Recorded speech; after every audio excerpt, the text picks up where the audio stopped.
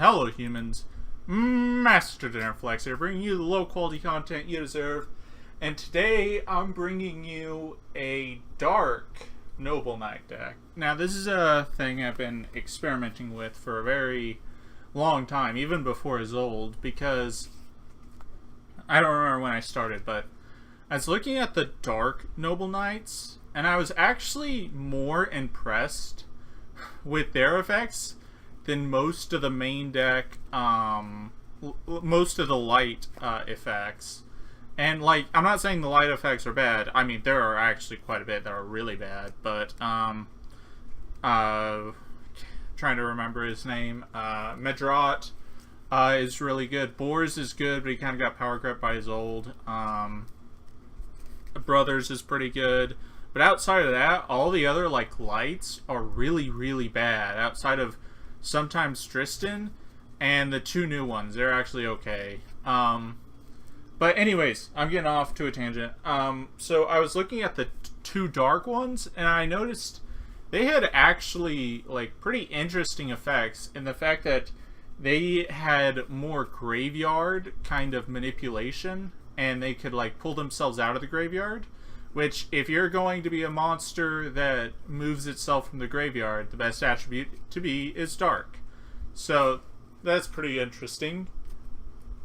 But then, I was like, but you can't really make a Noble Knight deck with just the dark monsters. So I decided to test out some more things. And I'm just going to go ahead and get into it. To start off, we have the Dark Engine. 3 Armageddon Knight, 3 Grepher, 3 Monk, and 1 Vion. Vion is only a one-of because, like, you only want to...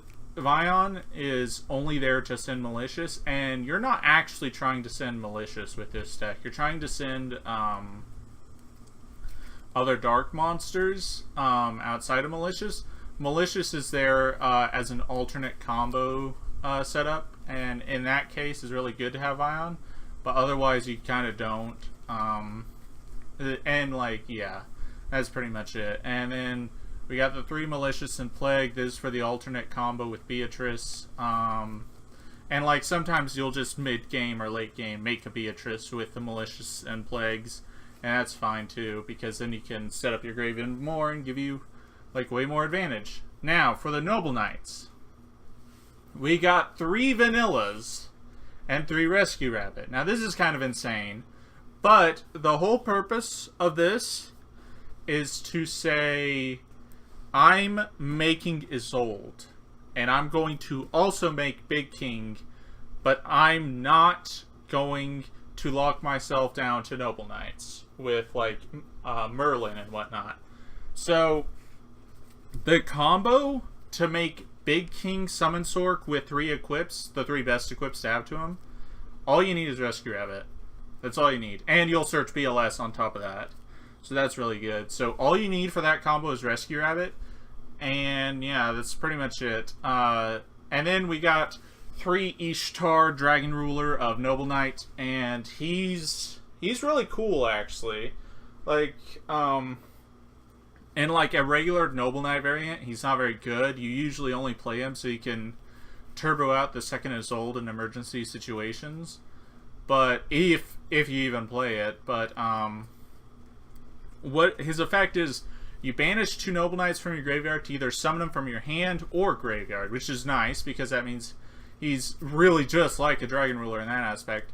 But if you use him as a Synchro or XE material, your opponent can't negate the summon or respond to the summon, which is actually really, really good because it means they can't do anything to that king until after he has his equips on him. And at that, there's not much they can do to him anyways. So that's really good. And then, this guy, I don't know how to pronounce it. But he, you can special summon him from the grave by sending a light normal warrior. No, it's just a light normal monster. The graveyard to special summon him from the grave or hand. But also his effect is you can contribute a Noble Knight to add a Noble Arms. Now, I'm playing 4 Noble Arms, even though you only need to play 3. Just so I can have the toolbox with them. And there are certain mid-game combos that come up where you actually just want to tribute off your big king just so you can summon another one. That happens a lot because you really like Regeki Break effect on him. And then one Lady of Lake. This one's super strange. And I really need to make my extra deck more utilized with her effect. But when she's used for Synchro Summon, she's banished. And she can only be used for a Synchro Summon of a warrior. But that's not what you're actually doing with her most of the time. What you're doing is when you summon Ishtar, like, by the way, you either send this with Foolish or Beatrice, but when you summon Ishtar from grave, you reduce its level by 1, and then you special summon her out of the grave.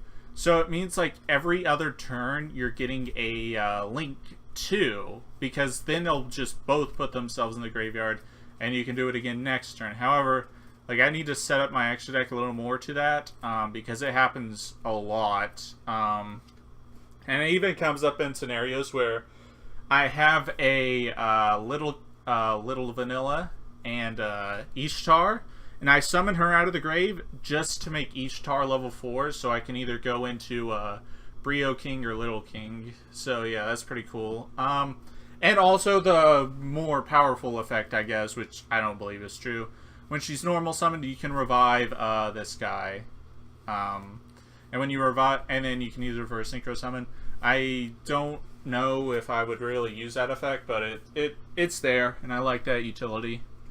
And then BLS, just because you do need something to search with Isolde. Not really based on the fact, like, it's a really good way to bait out Ash. Like, you do need a search target, and I think everything in here you don't actually want to search except BLS, so that's important. 3, Acquisitiveness. Very good. It recycles all your stuff. It puts stuff back in the extra deck, which is super important. So yeah, 3 Allures is why it's a dark deck, and that's why I enjoy this. 3 Chaos Zone. Very, very good. You guys have probably seen before that I've had Chaos Blade variants of this Dark Noble Knight version. Now I'm just doubling down and actually just making this a Noble Knight version. I'm still making Chaos Blade, but like this is another deck I wanted to try out. 3 DDR. You banish shit all the time, so this is a must. It's actually insane. Yeah, that's pretty much it. I want to cut. I haven't even mentioned once that this is a 51 card deck. It's because of the fact that this is the bare bones, like, minimum engine. Like, this is completely bare bones. Like, you could cut the Plague Spreader, I guess, and, like, 2 of the Synchros. But I really like having Plague, not to even Synchro Summon, but more to just, like, stack a Malicious back. But, I don't know. Like, this engine is really, really tight at 26 monsters. And then, like, you need to run, like, 6 equip spells minimum. So, that's 32 cards. And then I'll explain these, but I had to have these. So, I was at 36 cards before I even put in ways to get to my engine. And that's ridiculous. That's actually insane. But that's not here or there. I'll work on it more and try to reduce the number. Try to make it a little more consistent, because this deck either goes off insanely or it just bricks. So yeah, 3DR. The rest of the equips are Phoenix Blade, you're playing Chaos Zone, and Acquisitiveness, you want this. Also, lets your nightmares be better. Arfidur, it's my favorite one, because it's probably just like being able to pop one backer with Random Warrior, and then another one when it re-equips to his old is just powerful. Excalibur. I really wish this one re-equipped like the rest, but it's whatever. It has a grave effect, but I've never used it. Gallatin, just make your big boys bigger. And then Destiny, super important. It literally says if you get striked, I still have my monster. Haha. So that's pretty cool. Rhoda, Soul Charge. This card should be banned. This is ridiculous. Reborn and Foolish, mainly to send Plague late game or Lady of the Lake. Pretty good. And then I'll explain these. 3 Scolding and 1 Judgment. So this deck, well, it does make big monsters, none of those monsters say negate. None of them, like, stop anything. You're just making a big dude that's really hard to kill, but if they kill it, you're probably just gonna lose. So what I wanted to do is, like, okay, I made Big King, but I need something to go with it. I just don't want to have a Big King, because they're probably going to use about 2 to 3 cards, assuming they don't have a Kaiju, of course. They're going to use about 2 to 3 cards to get rid of them. And when they've made that investment, then you just scold or judge it. And then it's like, yeah. And that's really powerful, because then they have to have another, like, 2 to 3 live cards to then out it again. And if they've done that, then my Big King still floats into the next Big King. And that's insane. So, I didn't explain this with each star and Big King. There aren't a lot of Noble Knights in here, in the main deck. So, in theory, like, he doesn't get to... You don't use him very much. But he also counts all the Noble Knight extra deck monsters. And when you make Big King, it's usually with 1 Ishtar, 1 this guy. And when Big King dies, he revives this. But then Ishtar, on that next turn, will banish the Big King in grave, and usually is old. And that'll make the second Big King. And that'll just be so powerful. So that's why I play these traps. I just want to burn my opponent's cards out, so I can just kill them. And for the extra deck, Omega for Plague. I make him now and then. He's pretty good. Stardust Charge Warrior just for Beatrice. This card I originally was making quite a bit until I realized I actually never want to Synchro Summon with Lady of the Lake. I just want to use it as a free link 2 every turn. So I'm probably going to cut this, and I probably need to play like 2 to 3 more links. But this extra deck space is really, really tight. There's a lot of cards I want to play. Beatrice, of course, really, really good. Durandal, for when you want to make a rank 5 that actually says negate something. It's really good. I rarely make it, because you have to have like a really big soul charge play to make it, and at the same time you have to still have a live king. You don't need soul charge, but what I'm saying is, like, you have to be able to make a rank 5 without using your Big King, which isn't too common, but it happens. But if you're in that scenario, you definitely want a rank 5 that isn't Big King. And speaking of Big King, 2 Big Kings, this should actually be 3, because the first one floats into the second, and the second floats into the third, so I feel like I should actually be playing 3. 1 Little King is really good with, like, a mid-game Rescue Rabbit, because after you have Big King up, you'll have 3 equips. Then you make Little King and just wipe their back row. It's pretty good. And then 1 Brio King. This one's actually pretty good. At first I thought it was like, it's kind of just like a shitty Brionic with, like, ass stats. But it's actually not that terrible.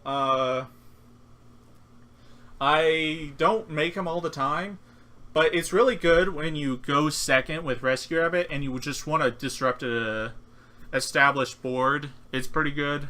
And, like, yeah. And then after you disrupt some of their establishment, you can just, like, crash it into a guy and then summon Big King over it and then just pop another guy, and that's pretty good. 1 Nightmare for going first, 1 Excalibur for going second. This is probably cuttable. I wanted to actually play the Utopia package, because this is not a Link deck. This is a rank... This is like an XE deck by heart, but I wanted to play the Utopia package, but I obviously don't have the room. But this isn't a great alternative. I thought it would be, but it's not. So this is probably going to be cut. And Tornado Dragon, it's an offensive and defensive XE. And it's also, like, in quote, a Little King you can make with something not Noble Knight. So that's pretty good. And then 1 is old, 1 Summon Source for the combo, and then a Nightmare Phoenix. Because I'm not playing any main deck back row removal, I really like Phoenix. Like, all my back row removal is in the extra deck outside of Arfadur, but to get to Arfadur, I have to be making plays. Otherwise, I'm hard drawing it in a 51 card deck, which isn't great. So yeah, that's about it. I'm gonna excite you. I'm gonna make your panties wet I got a replay. Wow, Master DinnerFlax with a replay. This is like, we're in like hell. All right, let's watch this. This version is a weird frog variant, but it'll give you an idea of how I play this stack. This hand is pretty good. I have Rescue Rabbit and a DDR, which is insane. But he has an established Toad. So I go ahead and lure. He's fine with it. And then I'm going to draw 2, Banish Malicious. Then I'm going to activate Foolish, which is which he wants to use, but I don't quite get because that's like one of the least important things. But I guess at the same time he didn't want to see what was sending. So go into Rabbit, summon these 2 guys. I make Brio King and bounce back my Foolish and the Frog. Now I dualities for the fish thing, which is weird.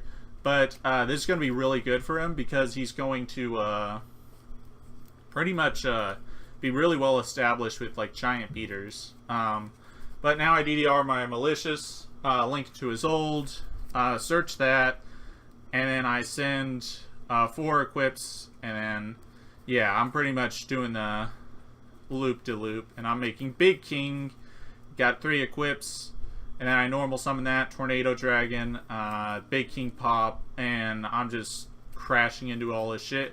And my set is Judgment. So that means whatever he does now, I'm just going to judge it, and it's like I was saying with the traps, that's what they're made for. And that's pretty much it. So yeah, thank you all for watching. Hopefully you enjoyed this video. And if you have any ideas, let me know. I really enjoy this deck. I think it's pretty fun. But there's still a lot of testing I want to do with it. I want to make the deck smaller. And it's probably not in a million years going to be a 40-card deck. But I want to keep it in the 40s if possible. And then I want to fix the extra deck up a lot. I really want a 20-card extra deck is what I'm trying to say. But yeah, that's about it. Thank you all for watching. And remember, Master DinnerFlax will take your soul.